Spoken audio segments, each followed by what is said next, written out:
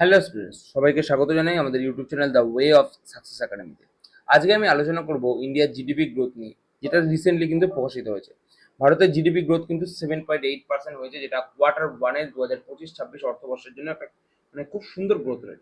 এবার আমরা আজকে যে বিষয়গুলো আলোচনা করব, এই যে গ্রোথ রেট ইন্ডিয়ার হলো, এই গ্রোথ রেটের পেছনে কি কি কারণ রয়েছে, আর এগুলোই আমাদের সরকারি চাকরির বিভিন্ন পরীক্ষার সঙ্গে কিভাবে সম্পর্কিত, সেগুলো কিন্তু সমস্ত কিছু কিন্তু আলোচনা করা হবে আজকের এই ভিডিওতে। তাই যারা সরকারি চাকরির প্রিপারেশন নিচ্ছে অবশ্যই তারা কিন্তু ভিডিওটা মন দিয়ে দেখবে। সবার আগেই বলি, কিছুদিন আগেই কিন্তু ডোনাল্ড ট্রাম্প ইউএস এর প্রেসিডেন্ট, তিনি ঘোষণা করেছেন ভারতের ইকোনমি হচ্ছে dead economy. But instead of that ভারতের ইকোনমি কিন্তু যথেষ্ট ভালো পারফর্ম করেছে, এবং সেই নিয়ে একটা মানে যদি আমরা বলি আর্টিকেলও লেখা হচ্ছে, যেটা হচ্ছে দ্য ইন্ডিয়াস সরি দা না India's dead economy delivers GDP shock to Trump. মানে ইন্ডিয়াস যে ডেড ইকোনমি সেটা কিন্তু মানে ডোনাল্ড ট্রাম্পকে একটা শক কিন্তু ডেলিভার করেছে। কারণ কেন করেছে? যে ইকোনমিকে নিয়ে সে ডেলিভার মানে ডেড ইকোনমি বলেছে, যে ইকোনমির উপরে সে 50% ট্যারিফ লাগিয়ে দিয়েছে, তারপরেও সেই ইকোনমি এত ভালো পারফর্ম করছে। কি করে কি করে সম্ভব? যেখানে সারা বিশ্বের বিভিন্ন স্যাংশন ট্যারিফ সমস্ত কিছু কিন্তু ইন্ডিয়ার উপর আস্তে আস্তে ইম্পোজ হচ্ছে, ইন্ডিয়া ইউএস এর রিলেশন আস্তে আস্তে খারাপ হচ্ছে, বাট ইনস্টিড অফ দ্যাট ইন্ডিয়ার ইকোনমি গ্রো করছে। এটাকে কিভাবে সে দেখবে এবং এর ভবিষ্যতে কি হবে সেগুলো কিন্তু নিয়ে আলোচনা পরে আমরা অবশ্যই করব কোনো না কোনো ভিডিওতে, যখন সেরকম ধরনের কোনো ঘটনা ঘটবে। চলো আজকের ভিডিওটা শুরু করা যাক এবং আজকের ক্লাসটা অ্যানালাইসিস করা যাক। সবার আগে আমি বলে দিই জিডিপি কি জিনিস, কারণ আমরা যেহেতু জিডিপি নিয়ে আলোচনা করব, তো জিডিপি কি জিনিস এটা জানা খুব দরকার। জিডিপি হচ্ছে এমনই একটা জিনিস, মনে করো তোমার বাড়িতে তোমার বাবা আছে, তোমার মা আছে, তুমি আছো, মানে তুমি হলো ব্রাদার 1, তোমরা 2 ভাই, আর ব্রাদার 2 আছো। ঠিক আছে, ব্রাদার 2 হচ্ছে বড় ভাই। ব্রাদার 2 মনে করো চলে গেছে ইউএইতে। ওকে, ইউএইতে গিয়ে ইনকাম করছে, এবং তোমরা বাড়িতে পড়ে আছো, বাবা মা এবং তুমি। এবার এই তিনজনে মিলে ভারতে রয়েছে, এবং একইভাবে তোমার একটা খুড়তুতো কাকা মনে করে ইউকেতে থাকে, সে ইউকে ছেড়ে ভারতে চলে এসেছে, সে ইউকের নিবাসী, ইউকে ছেড়ে ভারতে এসে কাজ করছে, সেও তোমাদের সঙ্গে থাকছে। তাহলে তোমরা এখন কে কে হয়ে গেলে? তোমার বাবা, তোমার মা, তোমার ভাই, আর তোমার কাকা। কাকা হচ্ছে এক্স। ওকে, একদম সহজ বাংলা ভাষা বোঝাচ্ছে এক্স। তাহলে এখন এই 4জন ভারতে আছো। এবার জিডিপির ভাষায় কি বলছে? জিডিপি হচ্ছে ভারতের যে বাউন্ডারি রয়েছে, ভারতের বাউন্ডারি এটা, তো ভারতের বাউন্ডারি এটা, এই এরিয়ার মধ্যে যা অর্থনৈতিক প্রোডাকশন হবে এক বছরে, সেটাই জিডিপি। কিন্তু এখানে একটা কথা চলে আসছে, যে এই যে ব্যক্তিটা এক্স, এই ব্যক্তিটা তো ভারতের না, তাহলে এই যে প্রোডাকশনটা করছে এটা ভারতের কি করে হয়? তখনই একটা কনসেপ্ট আসে, যেটা হচ্ছে এনএনপি। এই চিন্তা ভাবনা থেকে কনসেপ্ট আসে এনএনপি। এবং এনএনপিতে কি বলা হয়? এনএনপিতে বলা হয় যে বি2 এ তো ভারতীয় ব্যক্তি, তাহলে এ যদি $100 ইনকাম করে আর এ যদি $80 ইনকাম করে, তাহলে এদের দুজনের ডিফারেন্স যেটা, সেটাও ভারতের টাকা। এই 20 টাকাটা হচ্ছে ভারতের টাকা। তার মানে ডেমোগ্রাফি শুধু মানে ভারতের কন্টিনেন্টের কথা বলা হচ্ছে তা না, কন্টিনেন্টের মধ্যে বিদেশিও কাজ করতে পারে, তাহলে বিদেশির টাকাটা মাইনাস যাবে, আর ভারতের যারা লোক বিদেশে গিয়ে কাজ করছে তাদের টাকাটা প্লাস হবে। এইটা করে যে কনসেপ্টটা পাবো, যেমন তখন ইকুয়েশনটা এরকম হবে, ফাদার ফাদার মাদার, ঠিক আছে, তার সঙ্গে ব্রাদার 1, ঠিক আছে, প্লাস ব্রাদার 2 তো বাইরে চলে গেছে, তাহলে ব্রাদার 2 মাইনাস এক্স। ঠিক আছে, এইরকম একটা ইকুয়েশন আসবে, এবং সেটার মাধ্যমে যে ক্যালকুলেশনটা করবো সেটাকে আমরা এনএনপি বলবো।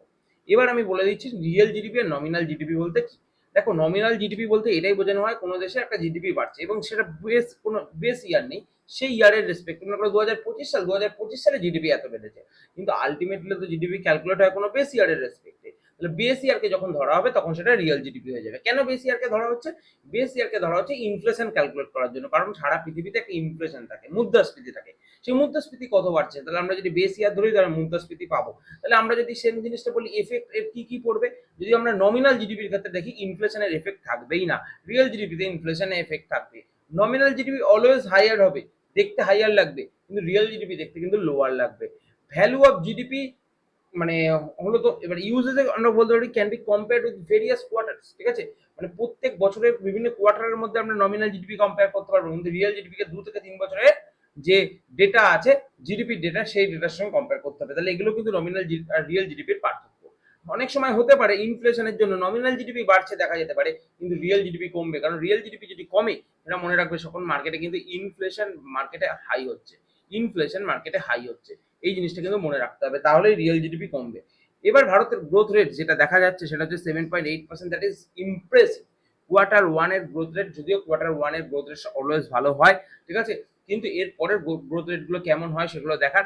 যখন প্রথমটা শুরু হয়েছে ভালোভাবে, যদি পরেরগুলো ভালোভাবে শুরু করা যায়, তাহলে কিন্তু ইন্ডিয়া একটা যথেষ্ট গুরুত্বপূর্ণ মানে ইন্টারেস্ট রেট নিয়ে এবছরের কিন্তু তার ইয়ার শেষ করবে এবং একটা নিজের ইকোনমিকে একটা ভালো জায়গায় পৌঁছে দেবে।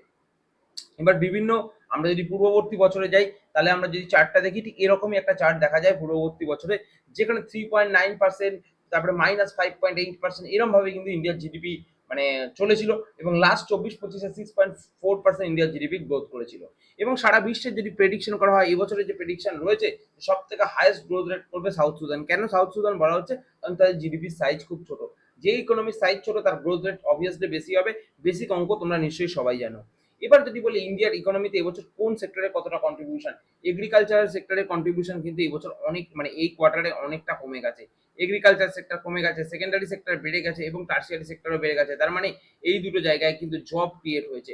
এই দুটো জায়গায় জব ক্রিয়েট হয়েছে এবং রিয়েল জিডিপি বেড়েছে। রিয়েল জিডিপি বাড়া মানে আলটিমেটলি ইনফ্লেশন কিন্তু ইনফ্লেশন ডাউন আছে। ওকে, এইটুকু সবাই বুঝতে পেরেছো আই থিঙ্ক কি বলার চেষ্টা করছি।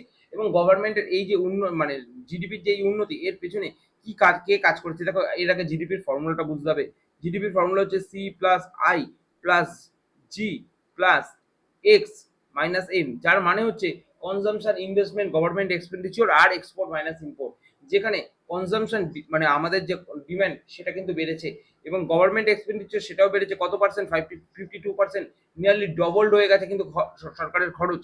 এবং জিভিও 7.6% বেড়েছে। তো বোঝা যাচ্ছে গভর্নমেন্ট যথেষ্ট ভালো খরচ করেছে। দ্বিতীয় হচ্ছে এক্সপোর্ট যথেষ্ট পুশ হয়েছে এবং 5.9% রাইজ করেছে। যতক্ষণ রাইজ করেছে ততক্ষণ কিন্তু, তার আগে কিন্তু ইউএস ট্যারিফ পড়েনি। এটা ইউএস ট্যারিফের আগের ঘটনা সম্পূর্ণ। যদি বলি strong service sector, tertiary sector যথেষ্ট ভালো কাজ করেছে। ঠিক আছে, যথেষ্ট আমরা আগেই মানে তোমাদেরকে যে ছবি তার মাধ্যমে বুঝিয়েছি। তারপরে যদি বলি রুরাল ডিমান্ড, যেটা আমি কনজাম্পশন বলছিলাম, সেটা কিন্তু 3.7% বেড়েছে। এবং আমরা যদি বলি ইনফ্লেশন 8 ইয়ার লো রয়েছে। এত কিছু কারণের জন্য কিন্তু ভারতের জিডিপি যথেষ্ট ভালো পারফর্ম করেছে এই কোয়ার্টারে।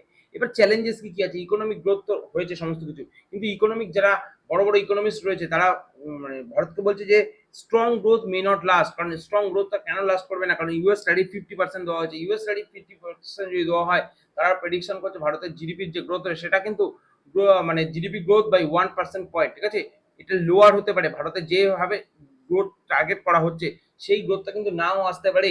কারণ ইউএস এর ট্যারিফ কিন্তু একটা বড় ট্যারিফ এবং সারা বিশ্বে এখনো পর্যন্ত কিন্তু ডলারের একটা ডমিনেন্স যথেষ্ট ভালোভাবে লক্ষ্য করা যায়। তো ইউএস ট্যারিফের জন্য কিন্তু ভারতের ইকোনমিতে একটা বড় সড়ো ঝটকা লাগতেই পারে এবং সেটাকে কি করে মানে ভারত এগিয়ে নেবে, প্রতিরক্ষা করবে নিজেকে, সেটা কিন্তু দেখার।